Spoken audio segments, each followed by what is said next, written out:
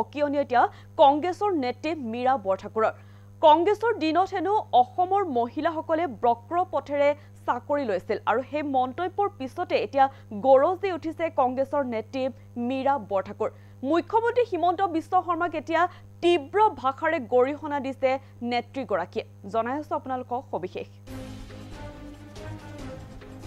মুখ্যমন্ত্ৰী হিমন্ত বিশ্ব শৰ্মাক হকিয়নি কংগ্ৰেছৰ নেত্ৰী মীৰা বৰঠাকুৰৰ কংগ্ৰেছৰ দিনত হেনো অসমৰ মহিলাসকলে বক্ৰ পথেৰে চাকৰি লৈছে মুখ্যমন্ত্ৰী তীব্ৰ ভাষাৰে গৰিহণা মীৰা বৰঠাকুৰৰ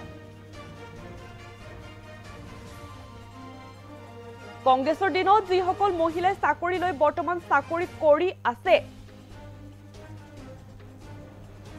সেই আচলতে প্ৰত্যেকগৰাকী মহিলাক অপমান কৰিছে মুখ্যমন্ত্ৰী হিমন্ত বিশ্ব শৰ্মাই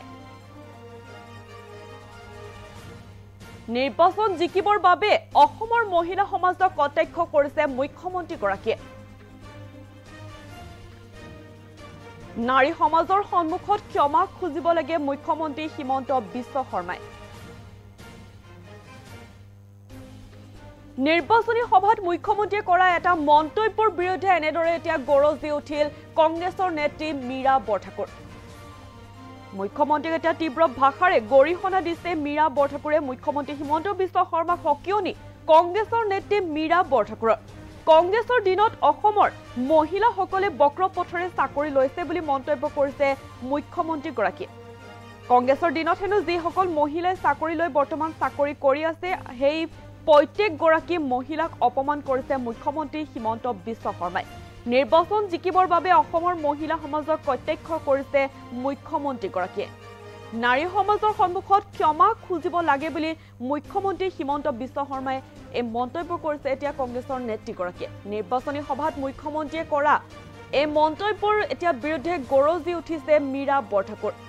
কংগ্ৰেছৰ দিনত অসমৰ মহিলাসকলে বক্ৰ পথেৰে চাকৰি লৈছে বুলি মন্তব্য কৰিছিলে মুখ্যমন্ত্ৰীগৰাকীয়ে আৰু তাৰ পাছতে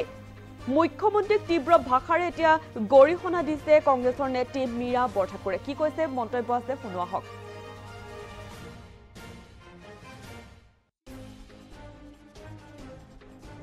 মুখ্যমন্ত্ৰী ডাঙৰীয়া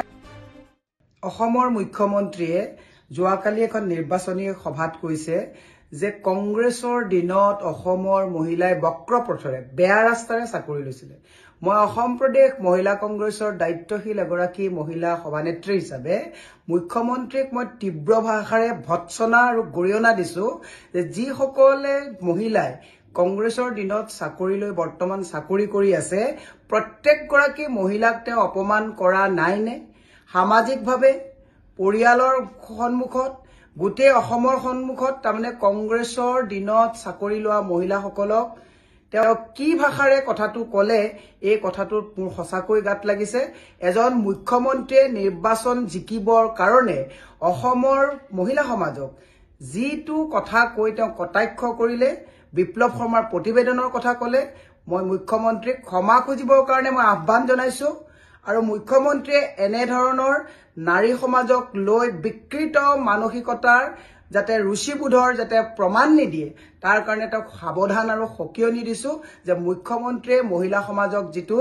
মানে বেয়া কথাৰে তেওঁ বক্ৰ পথেৰে বেয়া ৰাস্তাৰে চাকৰি লোৱা কথাটো কৈছে সেইখিনি সময়ত তেওঁ কংগ্ৰেছৰ দলত আছিল নে নাছিল তাৰমানে মুখ্যমন্ত্ৰীয়ে বেয়া কামবিলাক তেওঁৰ দিনত তেওঁ কৰিছিলে নেকি যেনেকে ৰাকেশ পালক তেওঁ লৈ গৈছিল বুলি আমাৰ হাতত খবৰ আছে তেনেকে যিসকল মহিলাৰ কথা কৈছিলে তেওঁ বেয়া পথৰে মহিলাসকলক লৈ গৈছিলে নেকি কাৰণ সেইখিনি সময়তো তেওঁই উঠি ৰজা বহি ৰজা আছিল মুখ্যমন্ত্ৰীক এনেকুৱা দায়িত্ব জ্ঞানহীন কথা নকবৰ কাৰণে মই মহিলা কংগ্ৰেছৰ সভানেত্ৰী হিচাপে গৰিহণাও দিছো আৰু হকিয়াই দিছো আগলৈ যাতে মহিলা সমাজক লৈ এনেকুৱা তৃতীয় পৰ্যায়ৰ কোনো ৰুচি নথকা কথা কৈ মহিলা সমাজক অসন্মানিত নকৰিবৰ কাৰণে মুখ্যমন্ত্ৰী ডাঙৰীয়াক হকিয়াই দিছো অসমৰ মুখ্যমন্ত্ৰীয়ে যোৱাকালি